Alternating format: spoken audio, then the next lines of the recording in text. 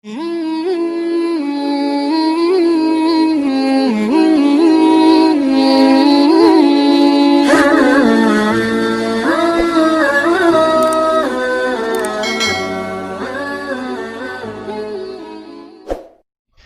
tidak ada di bumi dan di langit orang yang dicinta oleh Allah lebih daripada Nabi Muhammad sallallahu alaihi wa ala alihi wasallam. Tiada sesiapa yang diberikan sayang yang besar oleh Allah melebihi daripada sayangnya Allah kepada Nabi Muhammad sallallahu alaihi wa ala alihi wasallam, sehingga beliau disambut oleh penduduk langit, disambut oleh penduduk bumi, sehingga sebelum kedatangannya pun sudah menjadi berita yang diketahui oleh seluruh manusia, bahkan oleh jin, bahkan oleh para malaikat, akan kedatangan insan yang amat disayang oleh Allah Subhanahu wa taala.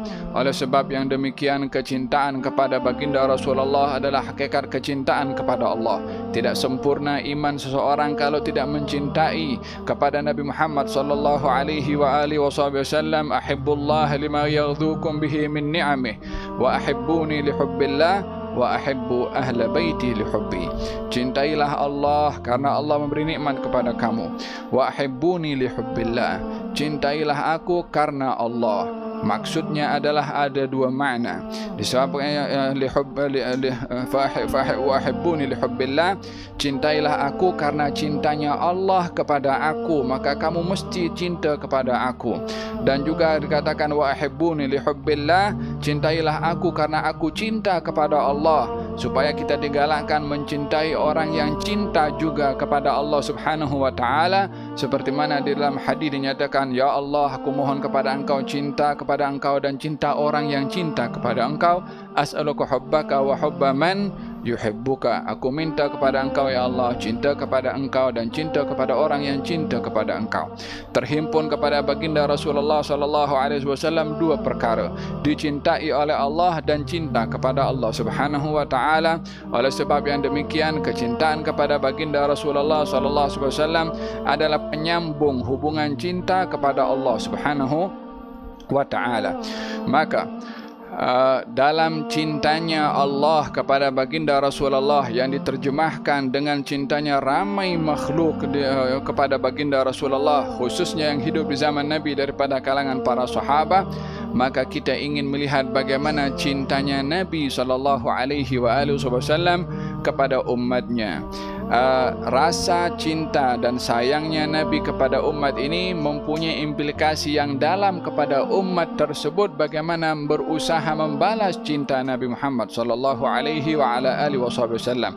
Namun terlebih dahulu kita bersama-sama ingin menghayati bagaimana ta'bir, bagaimana uraian, bagaimana perincian yang diuraikan oleh Allah ketika menggambarkan tentang cintanya Nabi, tentang kepribadian Nabi, tentang syakhsiyah Nabi terhadap umatnya. Maka di sini Allah Subhanahu wa taala berfirman dan menceritakan tentang beliau. Yang menarik adalah Nabi sallallahu alaihi wa alihi wasallam bila mana memperkenalkan dirinya kepada kita, itu sudah merupakan satu perkara yang lengkap dan cukup untuk kita mengenali Rasulullah melalui perkenalan Nabi sendiri kepada kita. Namun bila mana yang memperkenalkan Nabi itu adalah Allah Subhanahu wa taala, ini perkara yang cukup berbeza. Kita memperkenalkan diri kita dengan kita punya profesor yang kenalkan kita, dengan murabbi kita yang kenalkan kita, dengan kita punya big boss yang kenalkan kita. Tentunya ada nilai yang berbeza. Kita mengenalkan diri kita mungkin akan dilihat oleh orang, kita minta dikenali.